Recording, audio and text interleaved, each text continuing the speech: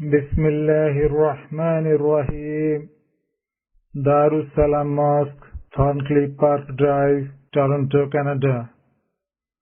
Sunday after Asr Salah, 6th Ramadan, 7th of September 2008. Loan with interest can be taken if life or izzat is under threat. Effect of spending time in Tabligh. Qaza Namaz and its rules. The bayan is presented by Hazrat Maulana Mufti Saeed Ahmad Palanpuri Shahid Damad Barakatuhu. Bismillahirrahmanirrahim. Alhamdulillahi Rabbil Alamin. Wassalatu wassalamu ala sayyidil mursaleen wa ala alihi wa sahbihi ajma'in.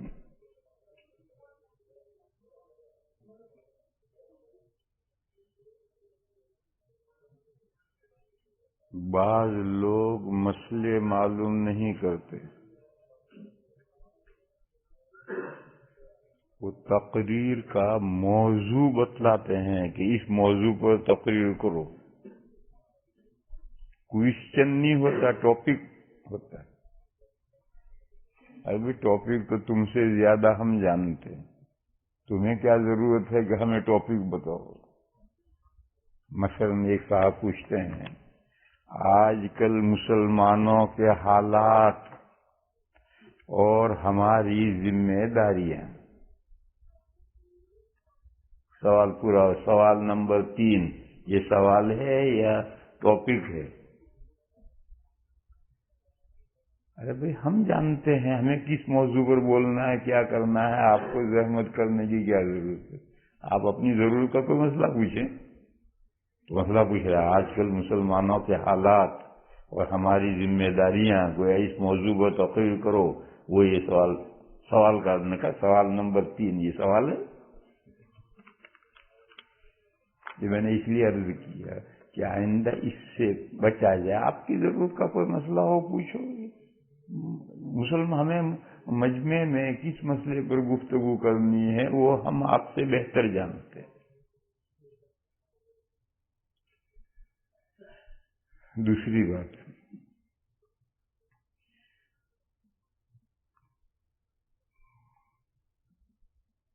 لوگ مسئلہ 3 مقصد سے پوچھتے ہیں. کچھ لوگ مسئلہ پوچھتے ہیں ذہنی عیاشی کرتے ہیں. عیاشی جانتے ہو؟ بدماشی. عیاشی کے لیے دوسرا لفظ بدماشی ہے. اور ایک بدماشی ہاتھ پیر جسم سے اعضاء سے ہوتی ہے، ایک ذہنی آوارگی بدماشی ہوتی. تو کچھ لوگ مسئلہ پوچھتے ہیں حکم شرعی معلوم نہیں کرنا، ذہنی آوارگی. اور کچھ لوگ مسئلہ پوچھتے ہیں تاکہ دوسروں کو علم حاصل ہو. وہ تو جانتا ہے مسئلہ مگر اس لیے پوچھتا ہے تاکہ جواب دینے والا جواب دے تو دوسرے لوگوں کو فائدہ ہو.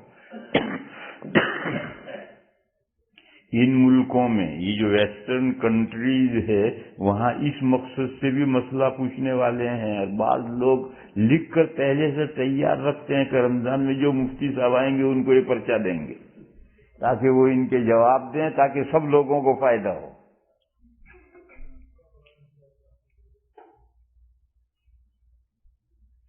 تیسرے مسئلہ پوچھتے ہیں مفتی صاحب کا ٹیسٹ لیتے ہیں.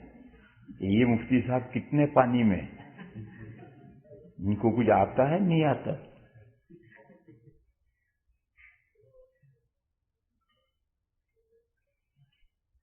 ایسے لوگ وہی مسئلے فرسودہ ہی ایک اردو لفظ ہے اس کے معنی جسے پیٹے مسئلے پوچھتے رہیں گے. جو مفتی آئے گا اسے وہی پوچھیں. دیکھو یہ پوچھتا ہے سوال نمبر 2 کیا مارگیج لے کر گھر بنانا جائز ہے؟ کوئی مفتی چھوڑا نہیں ہوگا اس نے جو یہاں اس ملک میں آیا ہو اور یہ مسئلہ اس نے نہ پوچھا ہو. کیا مارگیج لے کر گھر بنانا جائز ہے جس پر سود دیا جائے؟ اب یہ سوال یا تو وہ میرا ٹیسٹ لیتا ہے کہ مفتی صاحب جو آ رہے ہیں کتنے پانی میں ہیں ذرا پوچھ لیں ان سے بھی یہ مسئلہ، یا پھر وہ اس لیے پوچھ رہا ہے کہ شاید کوئی بائی پاس مل جائے، کوئی سوراخ مل جائے، کوئی مفتی صاحب کہہ دیں گا ہاں جائز ہے چل جا کر۔ میرے بھائیو ایسے سوال مت کرو، کیونکہ اس قسم کے سوال میں نے کہا کہ 3 مقصد ہیں، یا تو ذہنی عیاشی ہے، یا یہ ذہن میں ایک دوسروں کو مسئلے کا پتہ چلے، اور یہ تو میں نے ویسے ہی کہا اصل تیسرا تو یہ کہ مفتی صاحب کا ٹیسٹ لینا ہے اور کوئی فرار کی بھاگ نکلنے کی راہ تلاش کرنا ہے، مسئلہ وہ پوچھنے والا پہلے سے جانتا ہے۔ اس لیے براہ کرم ایسے مسئلے مت پوچھو، آپ کی اپنی ضرورت کا جو مسئلہ ہے آپ جو سمجھنا چاہتے ہو پوچھیں، اس کا جواب دیا جائے گا۔ ایسے فضول باتوں کا کیا جواب دیں گے؟ تو فرسودہ مسائل ہیں، گھسے پیٹے مسائل ہیں۔ ان ملکوں کا کون مسلمان ہے جو ان مسئلوں سے نا واقف ہے جو تم پوچھتے ہو؟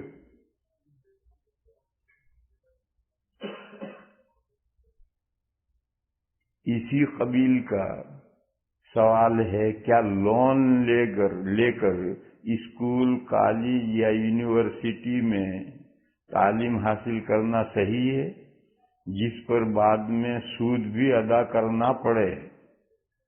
یہ بھی ان مسائل میں سے ہے، سود کے ان مسائل میں سے ہے جس کو ہر مسلمان جانتا ہے، اور جو مولوی آتا ہے اس سے ضرور یہ مسئلہ پوچھتے ہیں لوگ، جبکہ ہر مسلمان جانتا ہے کہ ضرورت شدیدہ کے بغیر لون یعنی سود پر قرض لینا حرام ہے۔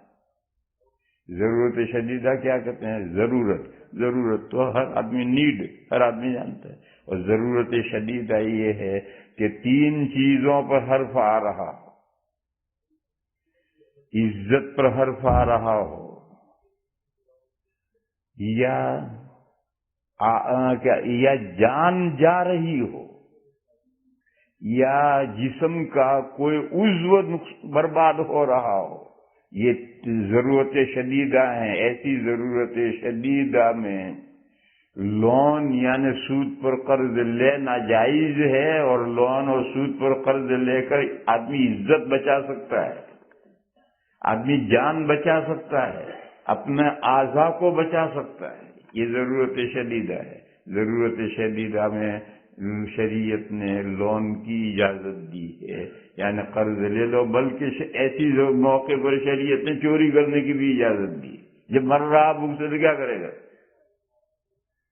لوگوں نے اس مسئلے کو پھر عام کر دیا ہر ضرورت کے لیے، تو ہر ضرورت کے لیے جائز نہیں، ضرورت شدیدہ کے لیے جائز ہے۔ اور یہ مسئلے بھی اس ملک کا بچہ جانتا ہے، اور یہ صاحب بیٹھے بیٹھے یہ ذہنی عیاشی کرتے ہیں یا ہمارا ٹیسٹ لیتے ہیں کہ مفتی صاحب کوئی راستہ نکال کے دیں۔ ہمارے پاس کوئی راستہ نہیں ہے، جو مسئلے آپ لوگوں نے سن رکھے ہیں وہی مسئلے ہم بھی جانتے ہیں۔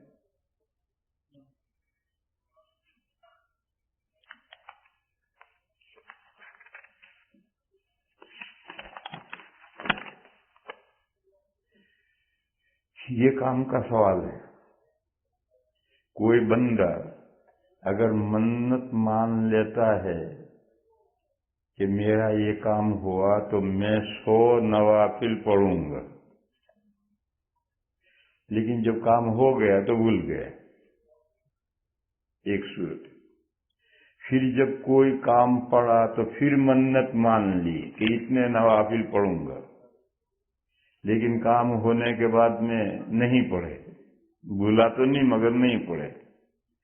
اب بندے کو 10 سال کے بعد خود یاد نہیں کہ میں نے نفل کتنے پڑھے ہیں، اس طرح کی حالت میں کیا حکم ہے، معافی کی کس طرح گنجائش نکالی ہے؟ یہ تو سوال ہے۔ اور دوسرا سوال فرض کر لو ہم میں سے بعض لوگوں کی شروع کی زندگی غفلت میں گزر جاتی، پھر اللہ کے فضل سے جماعت میں چلا جاتا ہے، چلہ دو چلہ جماعت میں لگا کر آتا ہے تو اسے دو فکریں لے کر آتا ہے. جماعت میں جانے کا یہ فائدہ ہے، سمجھو اسے. جماعت میں جا کر آؤ گے دو فکریں لے کر گھر لوٹو گے، اور اگر دو فکریں لے کر نہیں لوٹے تو پھر نکلو، فائدہ کچھ نہیں ہوا. دو فکریں لے کر اگر آپ گھر لوٹے تو چلے میں جانے کا فائدہ ہوا. ایک اپنی فکر، ایک اپنی اولاد کی، بیوی بچوں کی فکر. یہ دو فکریں لے کر اگر آپ لوٹے تو جماعت میں نکلنے کا فائدہ ہوا. اور اگر آپ یہ دو فکریں نہیں لوٹے، گئے تب بھی پیپسی پیتے پیتے گئے تھے اور آئے تو ابھی پیپسی کی بوتل ہاتھ میں لے کر گھر آ گئے، تو جماعت میں نکلنے کا کوئی فائدہ نہیں ہوا. اور 40 دن نہیں 3 دن نکلو اور یہ دو فکریں لے کر اگر آپ گھر لوٹے تو آپ کا نکلنا کامیاب ہو. ایک تو اپنی فکر اور ایک اپنی فیملی کی فکر. کیوں؟ اللہ کا حکم ہے یا ایھا الذین آمنوا قوا انفسکم واہلیکم نارا.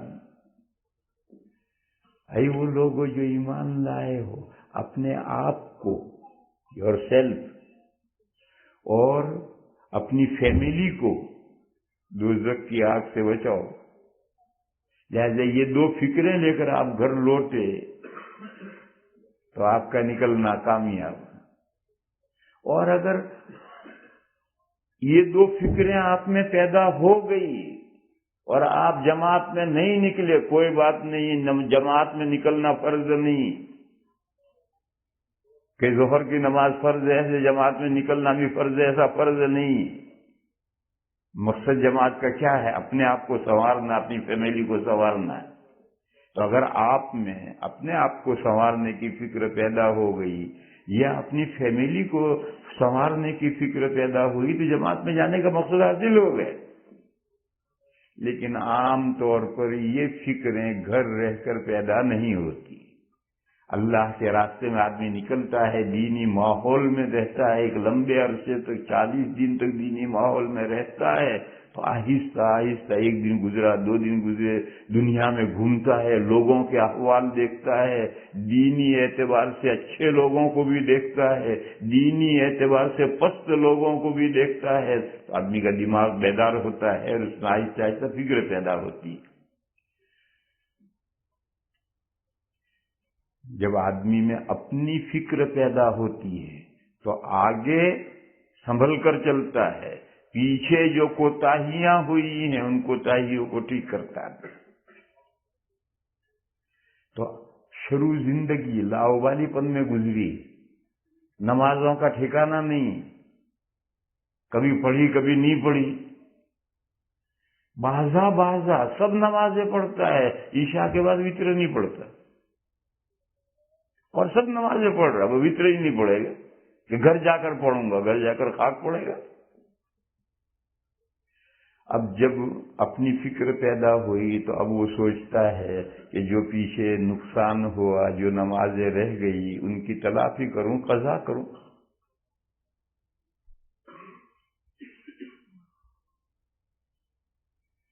اس ملک میں کچھ لوگ ہوں گے جو یہ کہیں گے کہ جو نمازیں جان بوجھ کر چھوڑ دی ہیں اس کی کوئی قضا نہیں. ایسے لوگ بھی ہیں. یہ جو اپنے آپ کو سلفی کہتے ہیں، غیر مقلدین، وہ یہ کہیں گے کہ جو نمازیں جان بوجھ کر چھوڑ دی ہیں اس کی کوئی قضا نہیں، بس صرف توبہ ہے، توبہ کر لو، ہو گیا. اور وہ حدیث پیش کریں گے کہ نبی پاک صلی اللہ تعالی علیہ وسلم نے فرمایا کہ من ترک الصلاۃ متعمدا فقد کفر. جس نے جان بوجھ کر کوئی نماز چھوڑ دی تو اس نے دین اسلام کا انکار کر دیا. کہا دیکھو دین اسلام کا انکار کر دیا ہے یعنی مسلمان نہیں رہا، نہیں، یہ مطلب نہیں.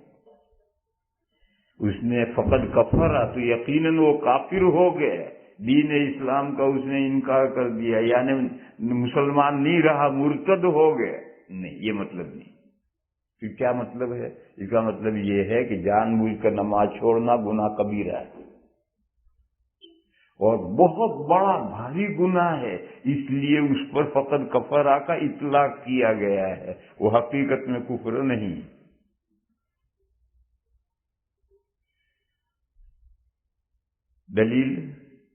دلیل یہ ہے کہ شریعت نے ایسے شخص کو تجدید ایمان کا حکم نہیں دیا، دوبارہ مسلمان کلمہ پڑھنے کا، دوبارہ نکاح کرنے کا، نئی اثر نو اسلام قبول کرنے کا، تجدید ایمان کا حکم نہیں دیا۔ معلوم ہے کہ یہ فقط کفرہ کا جو اطلاق ہے وہ تحدیداً دھمکی کے طور پر ہے، حقیقتاً نہیں ہے۔ اگر حقیقتاً وہ کافر ہو گیا ہوتا تو سب سے پہلے اس کو کہا دوبارہ کلمہ پڑھ، دوبارہ بیوی سے نکاح کر، شوہریں بانٹ، مگر ایسا کوئی حکم نہیں دیا۔ بہرحال یہ کبیرہ گناہ ہے۔ وہ لوگ یہ کہتے ہیں کہ اگر قضا واجب ہوتی تو حضور اس کا بھی تذکرہ کرتے، حضور نے قضا کا کوئی تذکرہ نہیں کیا، بس یہ کہا کہ گناہ کبیرہ ہے، اور گناہ کبیرہ کا حکم اس سے توبہ کرنا ہے، لہذا اس سے توبہ کر لو، کام ہو گیا، قضا کرنے کی کوئی ضرورت نہیں۔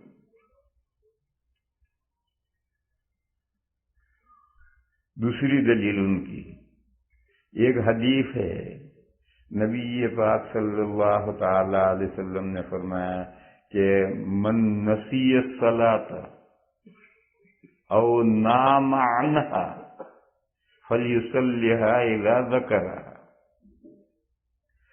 ایک شخص نماز بھول گیا، عصر کا وقت آیا اور گیا، اس کو یاد ہی نہیں رہا نماز پڑھنا، یا نماز کے وقت میں سوتا رہ گیا، اور سونے کی حالت میں عصر کی نماز کا وقت آیا بھی اور گیا بھی، مغرب میں آنکھ کھلی تو نبی پاک صلی اللہ تعالی علیہ وسلم نے فرمایا کہ جب آنکھ کھلے اور جب نماز یاد آئے اسی وقت وہ نماز پڑھ لے۔ اس حدیث میں دو چیزوں کا ذکر ہے، نماز سوتا رہ گیا یا بھول گیا۔ جس نے جان بوجھ کر نماز چھوڑی اس کا کوئی ذکر نہیں۔ اگر جان بوجھ کر نماز چھوڑنے کی صورت میں بھی قضا ہوتی تو حضور اس کا تذکرہ کرتے۔ یہ دو دلیلیں ہیں ان کی۔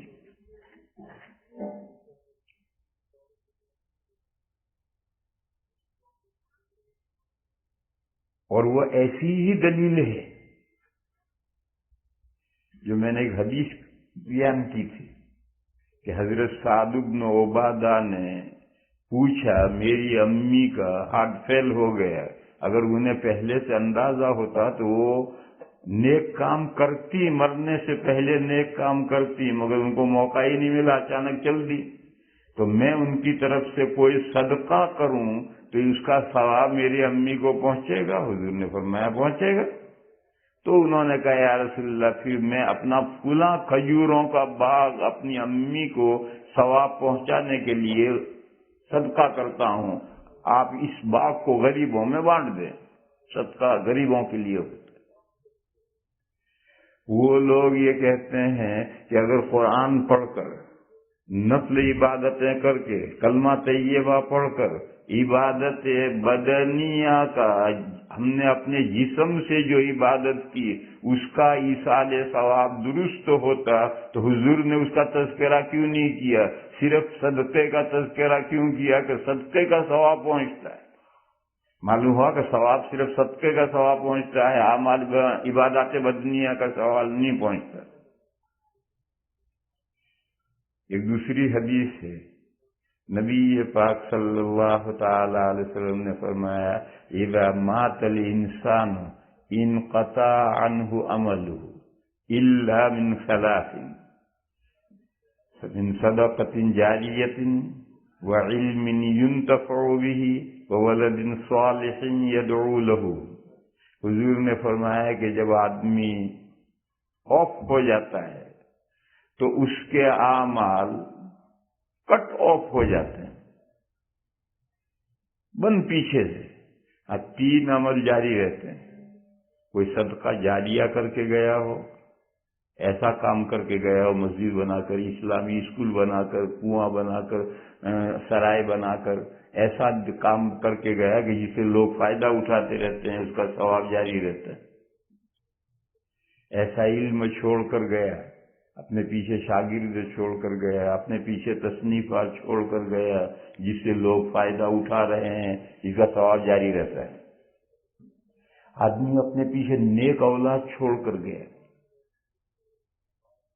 تو اولاد جب تک نیک کام کرتی رہے گی، نماز پڑھے گی، روزے رکھے گی، تو اس کا ثواب ماں باپ کو پہنچے گا۔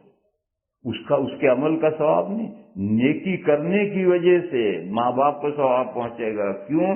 یہ جو اولاد نیک کام کر رہی ہے، یہ ماں باپ نے ان کی تربیت میں پاپڑ بیلے ہیں، اس لیے یہ نیک کام کر رہی ہے۔ آپ سوچئے، سب صاحب اولاد ہیں، اولاد کو نیکی کے راستے پر ڈالنے کے لیے گھر کا نظام کتنا ٹائٹ رکھنا پڑتا ہے، اور رات دن فکر رکھتے ہیں، تب اولاد نیک اور صالح بنتی ہے۔ آسانی سے اولاد نیک صالح نہیں بنتی۔ جن لوگوں کو نہ اپنی پڑی ہے نہ اپنی اولاد کی پڑی ہے، ان کی اولاد کا حال دیکھو کیا ہے۔ اولاد کو صحیح راستے پر ڈالنے کے لیے ماں اور باپ دونوں کو اپنے گھر کا نظام پورا ٹائٹ رکھنا پڑتا ہے، اپنے آپ کو بہت سی ایسی خواہشات سے روکنا پڑتا ہے، جائز خواہش ہے اس سے روکنا پڑتا ہے، اس خیال سے کہ اولاد تو اس کا برا اثر پڑے گا۔ بہرحال اولاد جو نیک کام کر رہی ہے وہ آسانی سے نیک کام نہیں کر رہی، اس کی تربیت میں ماں باپ کا بڑا دخل ہے۔ ماں باپ نے 15 سال ان کی زندگی کا اپنے آپ کو جکڑ کر رکھا ہے، تب لڑکا نماز پڑھتا ہوا ہے۔ اس لیے اولاد نیک ہے تو وہ نیک کام کرے گی تو ماں باپ کو ثواب پہنچے گا۔ وہ لوگ یہ کہتے ہیں کہ ایصال ثواب اگر درست ہوتا، صدقے کے علاوہ، صدقے کا تو ذکر آ گیا کہ ایسا صدقہ جاریہ کر کے جائے تو اس کا ایصال ثواب تو ہوتا ہے۔ اگر صدقے کے علاوہ اعمال بدنیہ کا ایصال ثواب جائز ہوتا تو حدیث میں کیوں ذکر نہیں ہے؟ حضور نے صرف صدقے کا ذکر کیوں کیا؟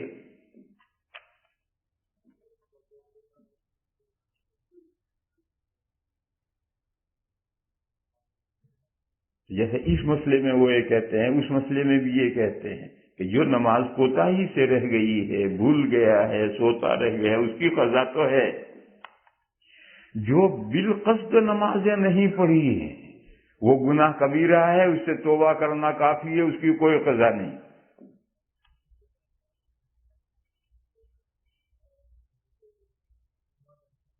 میرے بھائیو، یہ عجیب و غریب بات ہے کہ تھپڑ ماریں تو اس کی سزا ہے، اور گردن اڑا دیں تو کا کوئی سزا نہیں، توبہ کر لو۔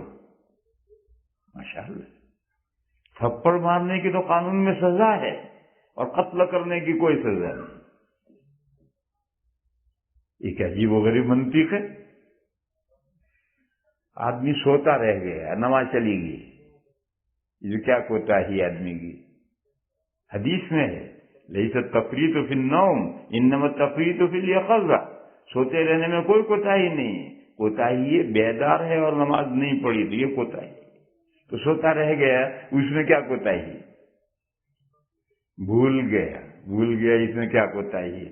بھول تو اس دنیا میں اللہ نے اس دنیا کی مصلحت سے رکھی ہے، اگر بھول نہ ہو تو کوئی آدمی اس دنیا میں پنپ ہی نہیں سکتا ہے۔ اسی لیے آخرت میں بھول نہیں ہوگی۔ یومئذ یتذکر الانسان ما سعی، قیامت یوں ہی شروع ہوگی کہ پچھلی زندگی کی ساری باتیں یاد آ جائیں گی۔ یومئذ یتذکر الانسان ما سعی، تو جب اللہ نے بھول رکھی ہے تو اس میں کوتاہی تو ہے، لیکن بہت معمولی کوتاہی ہے۔ تو نیند اللہ نے رکھی ہے، نیند کے بغیر اس دنیا کی زندگی نہیں ہے، اور سویا اور مرا۔ اب اگر نماز نہیں پڑھی تو کوتاہی تو ہے، مگر بہت بڑی کوتاہی نہیں ہے۔ اسی طرح سے بھول گیا تو کوتاہی تو ہے لیکن بہت بڑی کوتاہی نہیں ہے، اور اس کی مکافات، اس کی تلافی رکھی ہے کہ جب آنکھ کھلے فوراً نماز پڑھو، جب نماز یاد آئے فوراً نماز پڑھو۔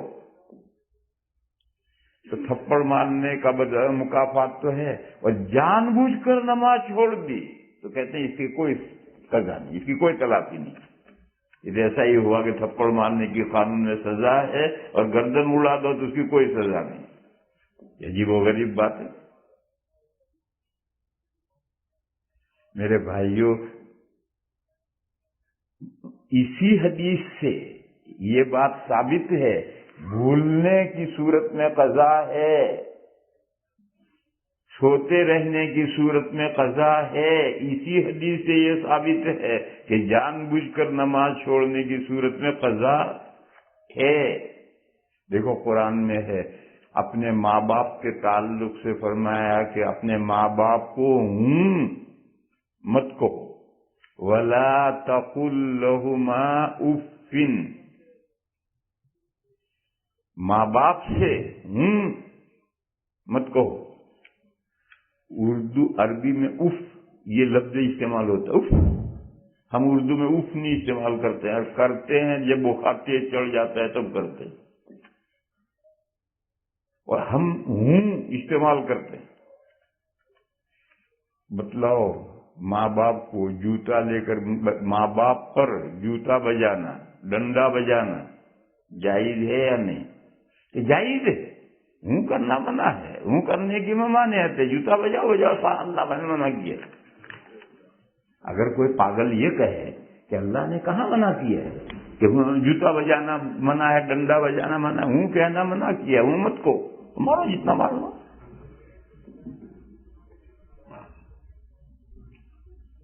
وہ ہم نے سنا ہے، اللہ جانے صحیح ہے، کہ یو کے میں، برطانیہ میں اگر پبلک پولیس کو مارے تو پہلے ٹوپی اتار کے نیچے رکھ دو، پھر جتنا چاہو مارو، اور اگر ٹوپی کے ساتھ پولیس کو مارا تو بہت بڑا جرم ہے۔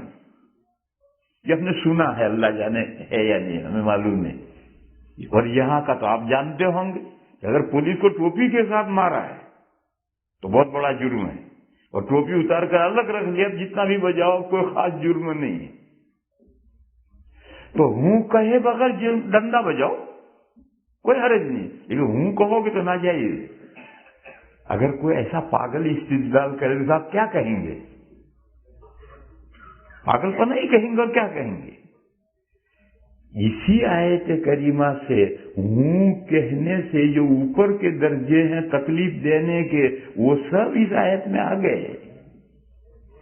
کہنے سے جو تکلیف پہنچتی ہے ماں باپ کو، اس سے اوپر جتنے درجے ہیں تکلیف پہنچانے کے، وہ سب اس آیت میں آ گئے۔ اس کو ہماری علمی زبان میں کہتے ہیں کہ ضرب و شتم کی حرمت اسی آیت سے دلالت النص سے ثابت ہے۔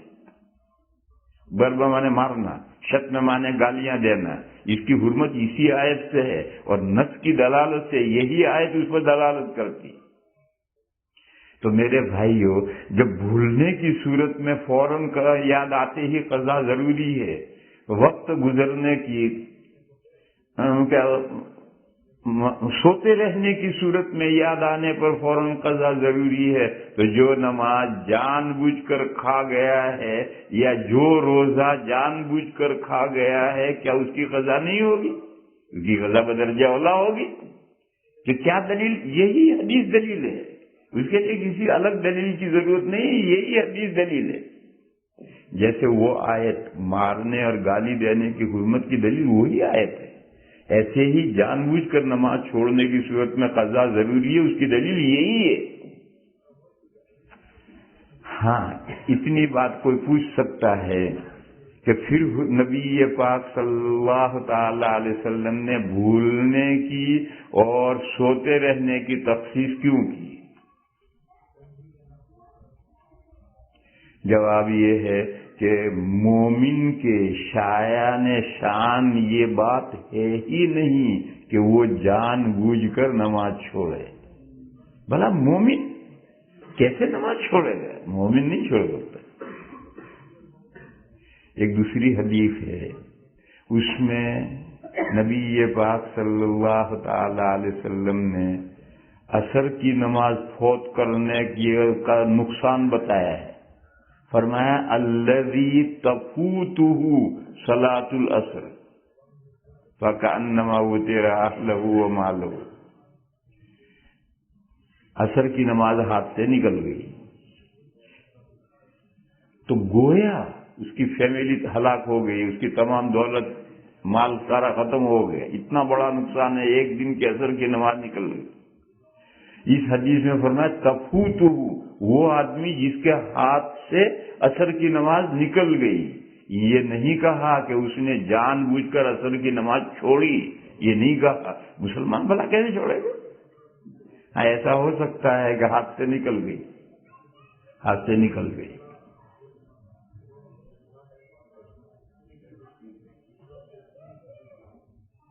طوطا خرید کر لے کر آ رہا تھا، دوست نے پوچھا کتنے میں لایا؟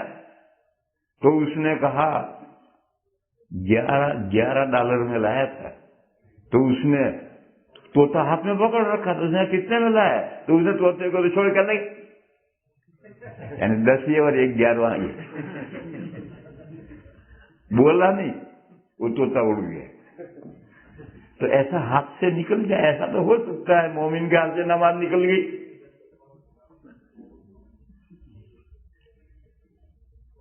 دکان پر گیا کٹورا لے کر تیل لینے کے لیے، پاؤ پر تیل دے دیا، اس نے ڈال دیا، کٹورا بھر گیا، تھوڑا بچ گیا۔ اس نے پوچھا کہ یہ بچا ہے کہاں لے گا؟ تو اس نے الٹا کیا کہ یہاں پینڈے میں ڈال دے، کٹورے کے نیچے پینڈا ہوتا ہے، پینڈے میں ڈال دیا۔ اس نے کہا ادھر کا گر گیا، کہا اچھا ادھر۔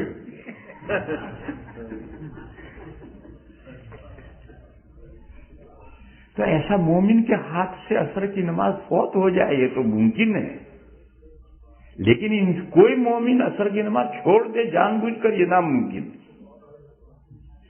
اسی لیے حضور نے وہ بات جو ممکن ہے، کوئی کہے کہ آج تو بہت سے مسلمان ہیں جو جان بوجھ کر نماز چھوڑتے ہیں، وہ آج ہیں، حضور کے زمانے میں ایسے مسلمان نہیں تھے۔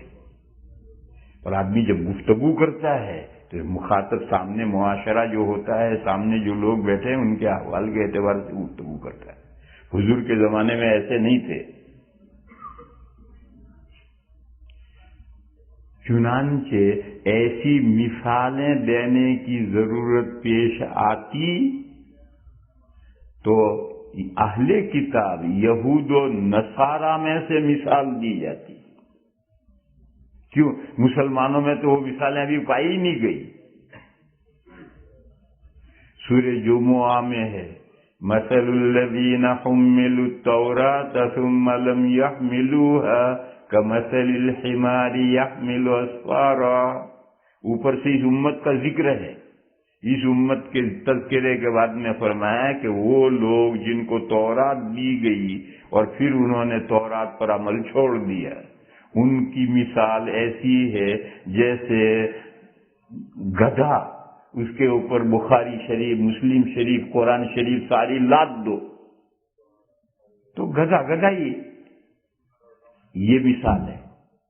دیکھو جس وقت آیت نازل ہوئی اس وقت مسلمانوں میں ایسے گدھے نہیں تھے، اور آج ایک ڈھونڈو 70 گدھے ملیں گے مسلمانوں کہ جن کو اللہ نے اپنی کتاب دی، قرآن کریم دی، اور اس قرآن کریم پر ان کا عمل نہیں۔ تو 4 پائے برو کتابیں چند، چوپایا جس پر کچھ کتابیں دھر دی گئی، لاد دی گئی، یہی تو مثال ہوگی، اور کیا ہوگی؟ یہ مثال آج مسلمانوں میں ہے، اور ایک نہیں بے شمار مثالیں ہیں۔ مگر جب قرآن اتر رہا تھا اس میں تو کوئی مثال نہیں تھی، تو اہل کتاب یہود میں سے مثال ہے کہ دیکھو یہود کا کیا حال ہو گیا، ان کو کتاب دی گئی، حملوا التوراۃ، پھر انہوں نے اس پر عمل چھوڑ دیا، ثم لم يحملوها، ان کی مثال اس گدھے کی ہے جس کے اوپر کتابیں بھری ہوئی ہیں، دینی کتابیں لدی ہوئی ہوں۔ تو اسی طریقے پر حضور کے زمانے میں ایسے مسلمان تھے ہی نہیں کہ جو جان بوجھ کر نماز چھوڑ دیں۔ اس وقت کا حال یہ تھا کہ نماز چھوڑنا تو بہت دور کی بات ہے، جماعت سے پیچھے وہ شخص رہتا تھا جس کا نفاق اوپن ہوتا تھا، ہر آدمی جانتا تھا یہ منافق ہے۔ ایسا شخص جماعت سے پیچھے رہتا تھا، جب نماز تو وہ بھی پڑھتا تھا، نماز تو وہ بھی نہیں چھوڑتا تھا، ہاں جماعت سے پیچھے رہ جاتا تھا۔ تو صحابہ بیان کرتے ہیں کہ حضور کے زمانے میں جماعت سے پیچھے وہ شخص رہتا تھا جس کا نفاق واضح تھا، سب لوگ جانتے تھے کہ فلاں منافق ہے، وہ نماز سے پیچھے رہتا ہے، نماز تو اس کو بھی پڑھنی ہے۔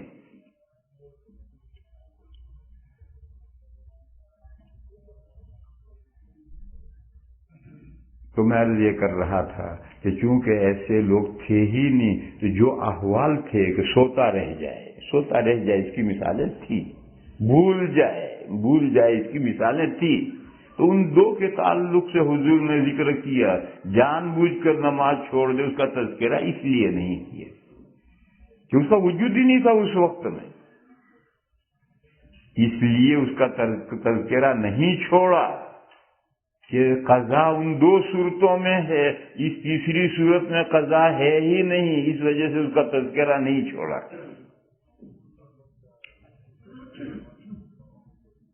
اسی طرح سے دو باتوں میں میرے بھائیوں فرق کرو، بہت باریک سی باتیں ہیں۔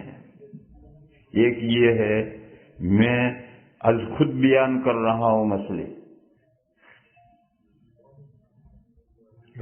عید کا دن آنے والا ہے، میں صدقۃ الفطر کے مسائل آپ کو بیان کر رہا ہوں،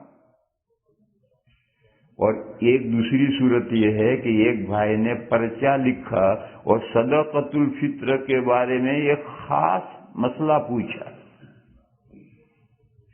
تو جب میں اپنی طرف سے صدقۃ الفطر کے مسائل بیان کروں گا تو سبھی بیان کروں گا، جب اس موضوع پر مسائل بیان کرنے بیٹھا ہوں تو سبھی بیان کروں گا، لیکن اگر کوئی پرچہ لکھ کر مجھ سے صدقۃ الفطر کا مسئلہ پوچھے گا تو میں اسی کا جواب دوں گا جو اس نے پوچھا ہے، سارے مسئلے نہیں بگاڑوں گا، جو مسئلہ پوچھا اس کا جواب دوں گا، موٹا سا فرق ہے۔ اب سنو، نبی پاک صلی اللہ تعالی علیہ وسلم اپنی طرف سے اقدامی طور پر مسائل بیان فرما رہے ہوں کہ ان چیزوں کا ایصال ثواب ہو سکتا ہے اور اس کا ثواب مردوں کو بھیجا جائے تو پہنچے گا، اور پھر حضور فرمائے کہ صدقہ کرو، اس کا ثواب حضور اموات کو پہنچے گا، اور عبادات بدنیہ کا حضور تذکرہ نہ کریں، تو وہاں سے یہ دلیل قائم کرنا، استدلال کرنا درست ہے کہ اگر عبادات بدنیہ کا ایصال ثواب ہوتا تو حضور نے صرف صدقے کا ذکر کیوں کیا، یہ استدلال درست ہے۔ لیکن حدیث میں صورت واقعہ یہ نہیں ہے۔ حضرت سعد بن عبادہ نے ایک مسئلہ پوچھا ہے کہ اگر میری والدہ کو پہلے سے اندازہ ہو جاتا تو وہ خیرات کرتی، مگر اچانک چلی گئی۔ حضرت سعد بن عبادہ قبیلے خزرج کے سردار ہیں، اور ہر سردار بیٹھا بیٹھا سوتا ہے، ہر سردار بیٹھا بیٹھا سوتا ہے۔ سبحان، بڑے لوگوں میں سے، تو انہوں نے پوچھا کہ وہ اچانک چلی گئی، اگر میں ان کی طرف سے خیرات کروں، حضور نے فرمایا ان کا ثواب پہنچے گا۔ تو انہوں نے ایک بہت بڑا باغ کھجوروں کا خیرات کیا جو حضور نے بانٹ کر مختلف غریبوں کو دیے، اور 100 غلام آزاد کیے، انہوں نے 100 غلام آزاد کیے اپنی والدہ کے ایصال ثواب کے لیے۔ تو اب انہوں نے صدقے کے بارے میں پوچھا تو حضور نے صدقے کے بارے میں بتایا، کہاں بھی ثواب پہنچے گا۔ اب اگر کوئی دوسرا بندہ آ کر پوچھتا کہ میں قرآن پڑھ کر کے اپنے ابا کو ایصال ثواب کروں، پہنچے گا نہیں پہنچے گا؟ حضور فرمائے نہیں پہنچے گا۔ اب استدلال کرو کہ عبادت بدنیہ کا ثواب نہیں پہنچتا، مگر ایسا تو کسی نے سوال کیا نہیں ہے اور حضور نے ایسا کوئی جواب دیا نہیں ہے، حدیث یہی ہے۔ اور اس حدیث میں حضور نے اقدامی طور پر مسئلے ایصال ثواب کے نہیں بیان کیے، بلکہ سائل نے جو پوچھا اس کا جواب دیا۔ لہذا اب امت کا کام ہے، مجتہدین کا کام ہے، فقہا کا کام ہے کہ قرآن میں یہ مضمون آیا کہ ماں باپ کو عمومت کو مارنے کا اور گالی دینے کا کیا حکم ہے؟ یہ فقہا اسی آیت میں سے نکالیں گے. اسی طریقے پر یہ عبادات بدنیہ کا ایصال ثواب جائز ہے یا نہیں، یہ فقہاء کرام اسی حدیث میں سے نکالیں گے. اور انہوں نے نکالا کہ صدقے کا ایصال ثواب کیوں ہوتا ہے. آدمی صدقہ کرتا ہے تو صدقہ کرنے والے کو ثواب ملتا ہے، پھر اس کو اختیار ہے چاہے ثواب خود رکھے، چاہے کسی زندے کو بخش دے، چاہے کسی مردے کو بخش دے، سب صورتیں درست ہیں. صدقے کا ایصال ثواب اسی بنیاد پر ہے. یہی بنیادیں عبادات بدنیہ میں ہے کہ وہ قرآن پڑھا ثواب ملا، اور ثواب ہی نہیں ملا تو کیا ایصال ثواب ہوگا. آج دوپہر کو ایک بھائی نے، احمد آباد کے ایک بھائی، انہوں نے مسئلہ پوچھا. ان کے ماں باپ یا صرف باپ ہندوستان میں انتقال ہو گئے، تو انہوں نے یہاں سے ہندوستان میں کئی قرآن پڑھوائے ایصال ثواب کے لیے. وہاں ایسے لوگ ہوتے ہیں، ان کو ہائر کر لو. ہائر کرتے ہیں ان کو باقاعدہ، ان سے قرآن پڑھوائے، ان کو پیسے دیے. وہ کہنے لگے ثواب پہنچا. میں نے کہا وہ جس نے اجرت پر قرآن پڑھا اسے ہی ثواب نہیں ملا، تیرے ابا کو کیا پہنچے گا؟ اجرت پر جس نے قرآن کریم پڑھا ہے اس پڑھنے والے کو ہی ثواب نہیں ملا. اب اس نے وہ تیرے ابا کو بھیجا، تیرے ابا کو کیا پہنچے گا؟ وہاں تو پورا باکس خالی ہے. تو بنیاد یہ ہے کہ میں نے ایک عبادت بدنی کی، قرآن پڑھا، مجھے ثواب ملا، تو اب میں رکھوں، زندہ کو دے دوں، کسی کو زندہ کو دے دوں. اسے سمجھتے ہو؟ زندے کو بھی ایصال ثواب ہوتا ہے. ایصال ثواب زندے کو بھی ہوتا ہے. کیسے؟ ایسے جیسے کہتے ہیں کہ فلاں رحمت اللہ علیہ. یہ رحمت اللہ علیہ کس کے لیے استعمال کرتے ہیں؟ وفات پائے ہووں کے لیے. اگر ہم کسی زندے کے لیے استعمال کرنا چاہیں رحمت اللہ علیہ، یہ کرو. جب مردے اللہ کی رحمت کے محتاج ہیں تو یہ زندے بھی تو محتاج ہیں. تو اس لیے زندے کو بھی اگر آپ رحمت اللہ علیہ کہیں تو کہہ سکتے ہیں، مگر لوگ ہنسیں گے. کیوں؟ ایک محاورہ بن گیا ہے. اسی طرح سے اس کو لوگ ایک رواج چل گیا ہے کہ مردوں کو ایصال ثواب کرو، تو ایک رواج بن گیا ہے. تو جب یہ کہیں کہ زندوں کو بھی ایصال ثواب کر سکتے ہیں تو لوگوں کو حیرت ہوتی کہ زندوں کو ایصال ثواب کیسے ہوگا؟ وہ ایصال ثواب کے لیے ضروری کہ پہلے مرو. میرے بھائی ایسا کوئی ضروری نہیں کہ پہلے مرو. مثال دوں، میرے دوست احباب ہیں، شاگرد ہیں، تعلق رکھنے والے ہیں، بہت اللہ کے بندے ہیں. کبھی وہ جاتا ہے، حج میں جاتا ہے یا عمرے میں جاتا ہے، تو پوچھتا ہے حضرت آپ کے لیے کیا لاؤں؟ میں نے کبھی میرے لیے ایک عمرہ لائیے. اور وہ میری نیت سے ایک عمرہ کرتا ہے وہاں، اور وہ عمرے کا ثواب مجھے بھیجتا ہے. اس سے کہتا ہوں ایک عمرہ لائیے میرے لیے. میں کبھی کبھی عمرے میں جاتا ہوں، کہیں ادھر ادھر کسی ملک جا رہا ہوں اور راستے میں موقع مل جاتا ہے عمرہ کرنے کا، تو ایک عمرہ اپنی بیوی کی طرف سے ضرور کرتا ہوں. کیوں؟ وہ بیچاری میرا گھر سنبھالے ہوئے اور میں ساری دنیا میں بھٹک رہا ہوں، تو اس کا یہ احسان ہے. اگر وہ گھر سنبھالے ہوئے نہ ہوتی تو میں کہاں سے یہاں بیٹھا ہوتا. تو اس کا احسان ہے، تو اپنا ایک عمرہ پہلا کروں گا، دوسرا عمرہ بیوی کا کروں گا. تو میں نے مثالیں دی کہ آپ کوئی بھی عبادت کر کے کسی زندے کو بھی ایصال ثواب کر سکتے ہیں، مردے کو کرنا ضروری نہیں. تو جیسے وہاں سے آیت پاک سے فقہا نے مسئلہ نکالا کہ مارنا گالی دینا حرام ہے اسی آیت سے، اسی طرح سے عبادت بدنیہ کا ایصال ثواب جائز ہے اسی حدیث سے. کیونکہ صدقے کا جو ثواب پہنچا ہے اس کی بنیاد یہ ہے، اور وہ بنیاد عبادت بدنیہ میں پائی جاتی ہے. تو میں نے دو باتیں الگ الگ سمجھائی. ایک سمجھائی کہ آدمی جب گفتگو کرتا ہے تو لوگوں میں جو حال پایا جاتا ہے اس کا تذکرہ کرتا ہے. جو بات لوگوں میں نہایت مستبعد، اس کا تذکرہ نہیں کرے گا. حضور نے فرمایا جو سوتا رہ گیا یا نماز بھول گیا تو یوں ہی آنکھ کھلے، یوں ہی یاد آئے فوراً نماز پڑھے. اور جان بوجھ کر نماز چھوڑنے کا تذکرہ اس لیے نہیں کیا کہ اس وقت لوگوں میں اس کا تحقق ہی نہیں تھا، یہ بات پائی ہی نہیں جاتی. اسی طرح سے یہ دوسرا میں نے مسئلہ سمجھایا کہ اگر آدمی اقداماً مسائل بیان کرے اور یہ بیان کرے اور یہ نہ کرے تو آپ کہہ سکتے ہیں کہ اگر یہی حکم اس کا ہوتا تو حضور نے کیوں چھوڑ دیا.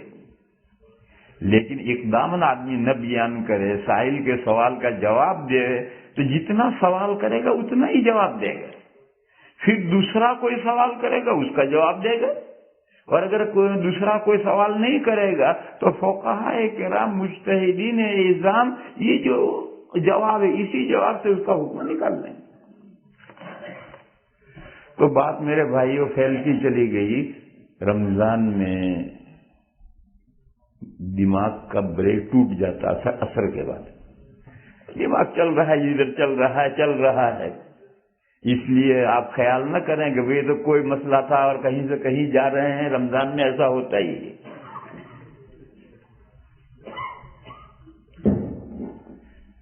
پھر وہ ایک دوسری دلیل پیش کرتے ہیں کہ آدمی جب مرتا ہے تو 3 عمل باقی رہتے ہیں، باقی سب کٹ آف. اس میں ایک بہت بڑا دھوکہ ہے. اگر آپ عربی سمجھتے ہوں تو سمجھ سکتے ہیں. حضور نے فرمایا اذا مات الانسان انقطع عنہ عملہ. اگر آپ عربی سمجھ سکتے ہوں، لندن میں ایک مسجد میں تقریر کر رہا تھا، اردو میں تقریر کر رہا تھا، اور ایک عرب بیٹھا ہوا تھا. وہ اردو سمجھتے ہیں تھوڑی بہت، اور عرب بہت ذہین قوم ہے، چند الفاظ سے وہ پورا مضمون سمجھ جاتے ہیں. تو یہ مسئلہ میں ایصال ثواب کا بیان کرتا تو کھڑا ہوا، بڑا مجمع تھا، اس نے کھڑا ہو کر کے یہ حدیث پڑھی.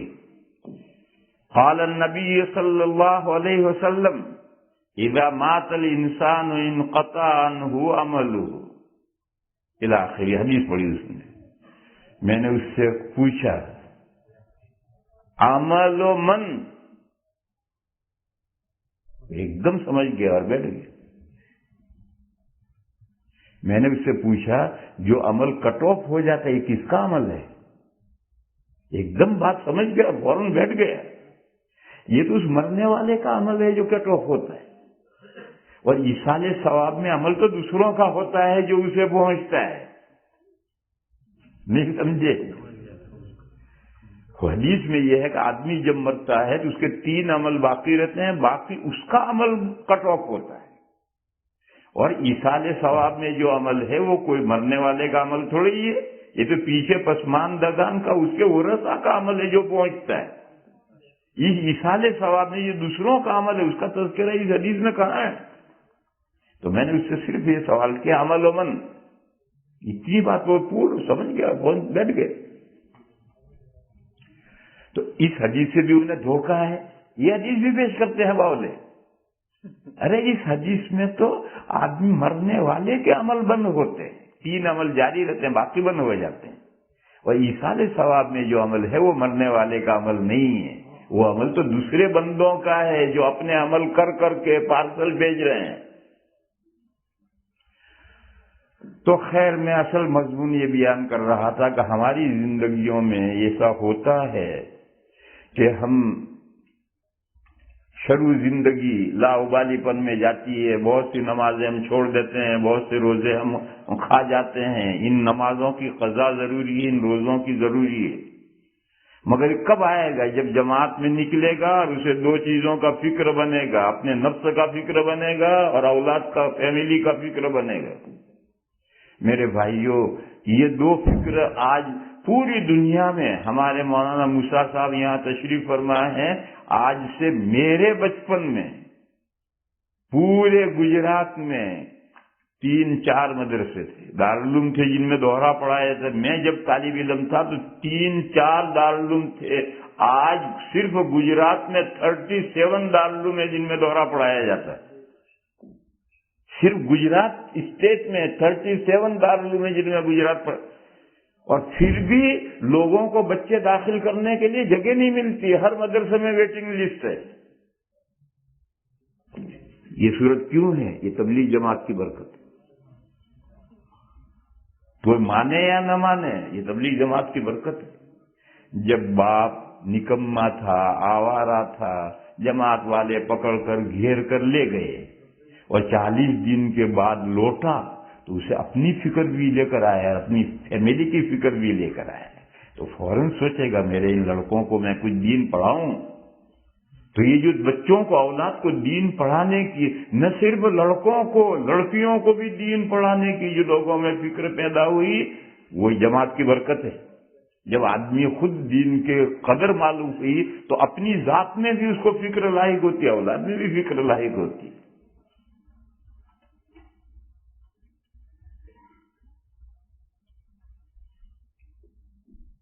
ایک بات ذہن میں آ رہی ہے، کہوں؟ مگر یہ تبلیغ والے مدرسوں میں چندہ نہیں دیتے.